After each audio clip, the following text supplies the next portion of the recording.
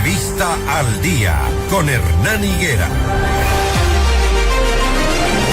6:24 a.m, están habilitadas las vías hacia el sur de Quito, hacia La Tacunga, hacia Riobamba, están habilitadas en este momento, hay la presencia de fuerza pública, no hay cierres de vías, se están recorriendo para controlar la seguridad en la zona, así que a quienes están viajando hacia esos sectores pueden hacerlo con tranquilidad hasta este momento. Buenos días, excelente programa y contenido. Saludos desde la provincia de Chimborazo. Gracias por tenernos informados a nivel nacional. Saludos a nuestro amable oyente que nos escribe desde Riobamba.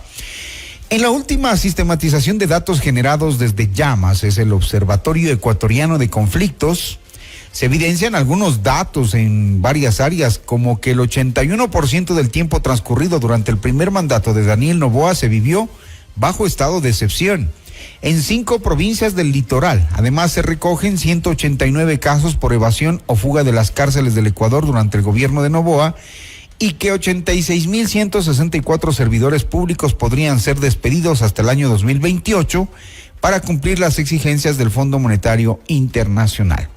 El Ecuador en cifras, ¿cómo está? Luis Córdoba, catedrático e investigador del Observatorio Ecuatoriano de Conflictos, director del programa Orden, Conflicto y Violencia, nos acompaña esta mañana para darnos más detalles de todo lo que se ha podido recabar y ponerlo como datos de estudio y de análisis para entender un poco lo que está pasando en el Ecuador. Luis, ¿cómo le va? Buenos días, un gusto saludar. Muy buenos días, muchas gracias Hernán por la invitación, un saludo a la audiencia y gracias también a quienes nos escuchan. Lo que estamos viviendo con el paro un poco justifican estas cifras, no digamos justifican, comprueban lo que está pasando en el Ecuador, ¿no? El país está cansado de tantas cosas y las últimas medidas evidentemente ahondan esta división como país que tenemos. ¿Qué otras cifras de las que ya he leído alertan? Yo empezaría diciendo que la intención que tenemos desde el Observatorio Ecuatoriano de Conflictos es tratar de cuantificar, dimensionar aquellos puntos críticos que generan conflictos en el país. Y por eso es que los que tú mencionaste, Hernán, reflejan mucho de aquello. Y voy a interpretarlos, digamos, en el contexto, aquellos 3 que mencionas para empezar. Okay. Cuando nosotros analizamos, por ejemplo, el 81% del tiempo transcurrido durante el primer mandato que pasaron en 5 provincias bajo estado de excepción, lo que intentamos es darle una cifra para mensurar que la realidad de al menos 5 provincias del Ecuador, que son las del litoral, en donde prácticamente no ha habido día que no estén bajo estado de excepción, no ha mejorado sustancialmente en cuanto a la seguridad. Lo que nos debe llamar a la reflexión como ciudadanos, pero sobre todo debería llamarle a la reflexión al gobierno sobre la eficacia, la efectividad de su estrategia de seguridad, porque esto evidencia que más militarización, más presencia en territorio no les garantiza mejores calidad de seguridad.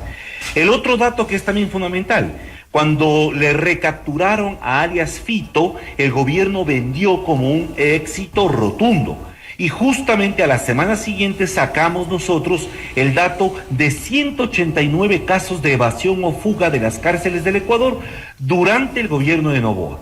Porque resulta que la Fiscalía General del Estado ponía a disposición estos datos. Y entonces no solo ha sido la evasión de alias Fede, de alias Fito, sino que son 189 casos. Y lo que preguntábamos al gobierno y le preguntábamos a las autoridades es si es que por alias Fede se procesaron a cerca de 20 militares que habrían participado con complicidad en esa fuga, ¿cuántos están siendo investigados por los otros 188 casos restantes? Entonces, como tú ves, Hernán, la intención del observatorio es mostrarle al país que la conflictividad, los problemas, la crisis de múltiples áreas que se está agravando en materia de seguridad, en materia de educación, con los migrantes, con los deportados, se va complicando porque se observa que desde el Estado las capacidades para afrontar eso están bastante reducidas y desde la voluntad política de los tomadores de decisión están bastante desorientadas para poder afrontarlas. La cifra que preocupa, la que más me deja así como y con mucha tristeza por lo que significa para el país. 330 asesinatos múltiples hasta abril de este año, y la mayoría de ellos no tenían antecedentes penales, es decir, son personas comunes y corrientes que caminaban por las calles, y son 330 asesinatos. Ahí valdría la pena incluso complementar. Estamos esta semana por actualizar ya todos los datos previos. Ya estamos cerca de los 370 asesinatos múltiples en el país, y efectivamente se ratifica este dato del 82% de víctimas fatales sin antecedentes penales. Y esto va poniendo sobre la mesa una discusión mucho más profunda, Hernán, que ojalá la audiencia también pueda llevar a reflexión algunos de esos elementos. La primera cosa, en el marco de este estado de guerra contra el crimen organizado, el discurso oficial martilla constantemente la idea de que hay que eliminarles a los narcoterroristas. El presidente de la República ha dicho varias veces que son incluso 55,000 los terroristas, sin explicar de dónde saca esa cifra. Y además se ha dicho de manera frecuente que cada vez que hay asesinatos son enfrentamientos entre pandillas, son vendetas, son ajustes de cuentas, etcétera. ¿Qué es lo que nos dice este dato? Pero no solo es la primera vez que nos dice este dato. En el 2021 ya se hizo una recopilación de estos datos, y la prensa inclusive mostró en el 2021 de igual manera, 7, 8 de cada 10 asesinados no tenían antecedentes penales. Hay un proceso muy grave en el que la violencia letal se está convirtiendo cada vez más en un mecanismo de regulación social en las zonas urbano-marginales, en zonas periféricas, en zonas donde son altamente violentas.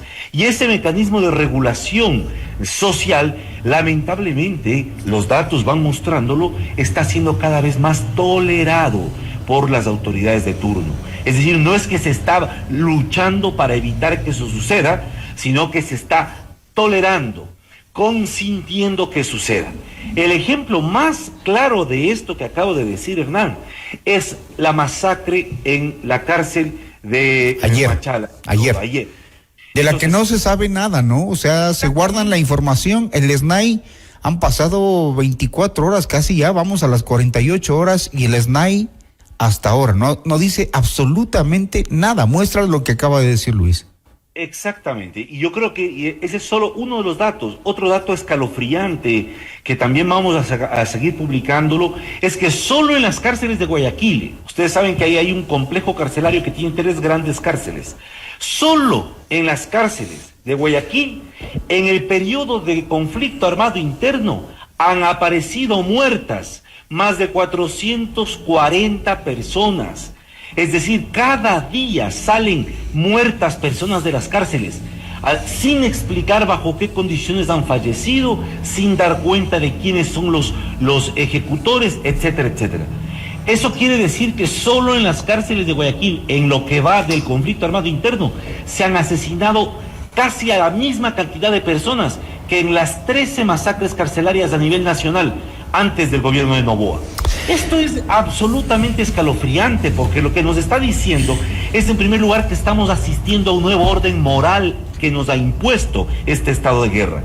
Según este nuevo orden moral, hay una economía moral de la vida, según la cual ciertas muertes no valen nada y ciertas vidas tienen mayor importancia. Y por lo tanto, las muertes de los PPLs, de los privados de libertad, parecerían que no tienen ninguna importancia social ni tampoco una importancia estatal. Por eso es que sacar cadáveres de las cárceles es como sacar cadáveres de una morgue, sin importar la connotación que eso tiene a nivel social.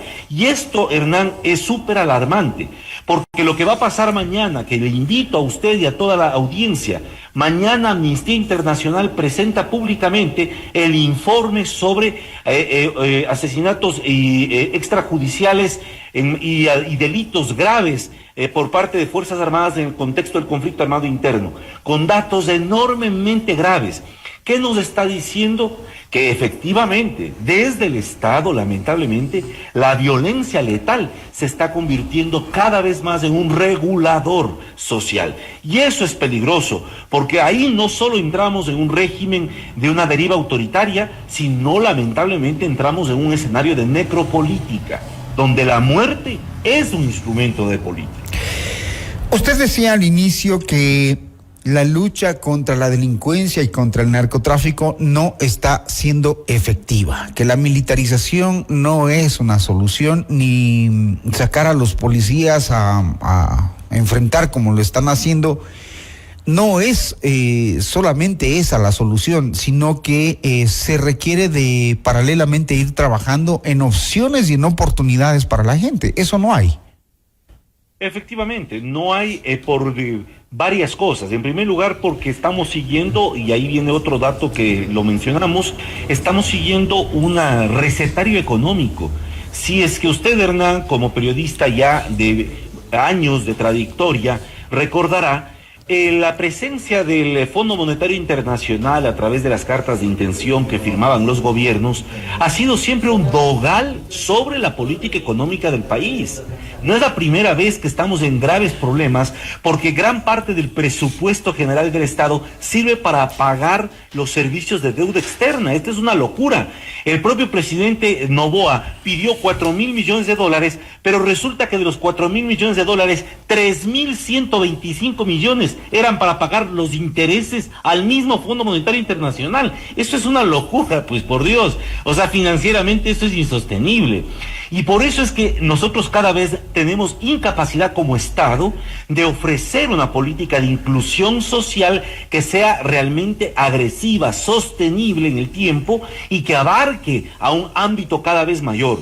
¿Qué es lo que se observa por parte del gobierno? Una política de entregar dádivas momentáneas, estos famosos bonos a los jóvenes para ofrecerles durante 3 meses un ingreso, o de los $400, bonos en acción, jóvenes en acción. Jóvenes en acción, lo que está ofreciendo ahora de compensación a los mismos transportistas por 6 meses.